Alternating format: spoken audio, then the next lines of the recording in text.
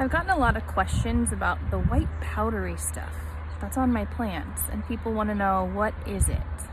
Well, today I'm going to tell you what it is.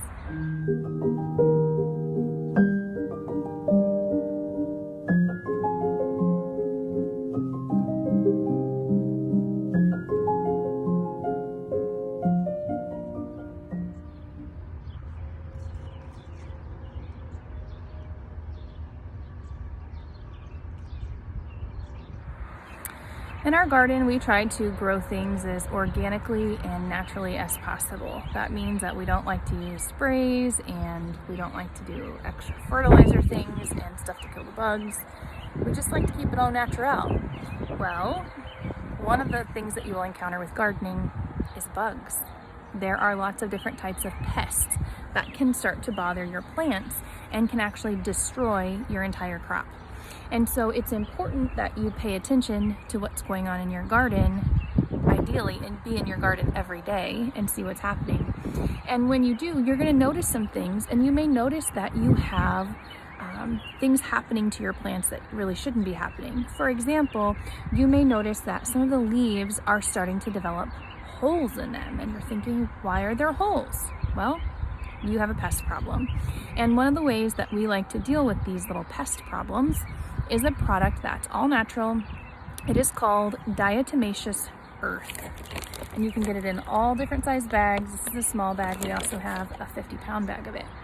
Diatomaceous earth is from fossilized diatoms. And these are fresh groundwater crustaceans that are fossilized. And they're ground up into a flour or a powder, and you simply take it and dust it on your plants.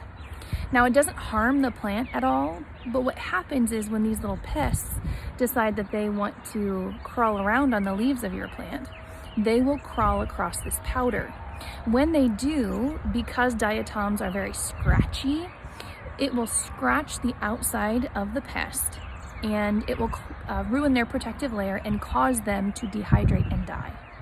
So it's a really effective way of getting rid of things like ants and bugs and all kinds of things that are eating the leaves of your plants. So we like to use this whenever we start to notice that we have holes in the leaves of our plants. Now, it's important that when you do this, you do it when a fresh dew has fallen and the leaves are a little bit damp, or you do it when it's not going to rain. Because if you dust this on and then it rains, you've just washed it all off and you have to do it again. So this is like preventative maintenance. This is something that we're doing often throughout the gardening season, anytime that we notice that we're having an issue with pests. It's not a one and done thing. The nice part about being in your garden every day is that you see when there's a problem quickly, and you can treat it before it becomes a really bad problem. If you have a plant and all of the leaves are eaten on your plant, that plant is not able to continue to grow and produce a harvest for you. And so you've kind of just wasted that plant. So if you're not paying any attention to what's going on in your garden, you could end up with a garden that's kind of worthless. But when you're in there every day and you're paying attention and you notice, ooh, I have some holes, I need to take care of this, then you can save your plant, you can save your crop. So this is where the work comes in of being a good gardener. Here you can see some of my potato plants, and if you look at them overall, you think, oh, those are looking pretty good. But when you get up close, you start to see, Houston, we have a problem. We have holes in these leaves. Something has been eating my potato plants.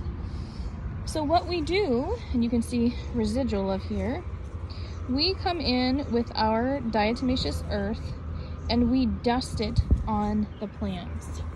Now, this isn't really the ideal time of day, but I will demonstrate what that looks like. Ours came with a duster, and all you have to do is squirt it on and cover the leaves. Now, when you are spraying or dusting on the diatomaceous earth, you want to be careful that you don't breathe it in. So cover your mouth, wear a mask or a bandana, This is an irritating substance, and it can irritate your lungs if you breathe it in. Okay, let's take a tour of the garden, and I'll see if I can find anything else that needs a little powder. So if you see here, we've got our onions, and they're doing really well. We don't typically have issues with our onions. Over here, we have our peppers, and so far no problem with our peppers. Moving on to our tomatoes, and I don't have any major tomato issues yet.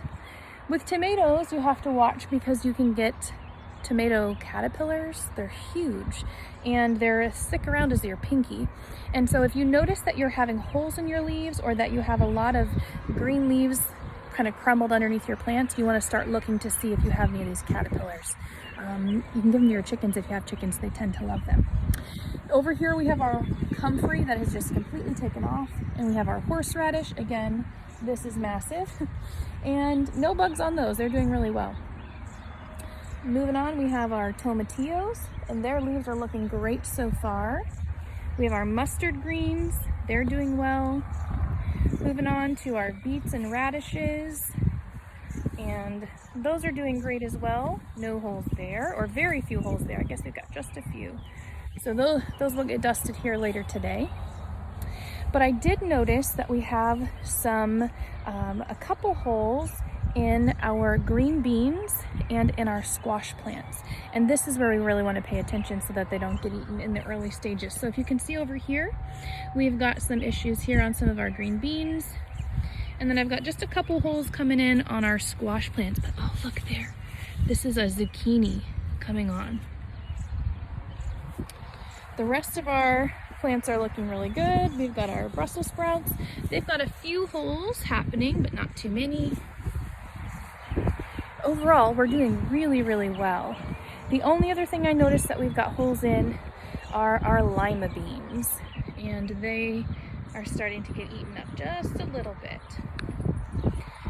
So these will get dusted tonight once the dew has fallen and give them a chance to have the powder stay on. And then we'll keep an eye on them every few days and see if we need to reapply. And this should fix the problem. If it doesn't, our next line of protection is a garden spray that we make with essential oils. And I'll have more for you on that.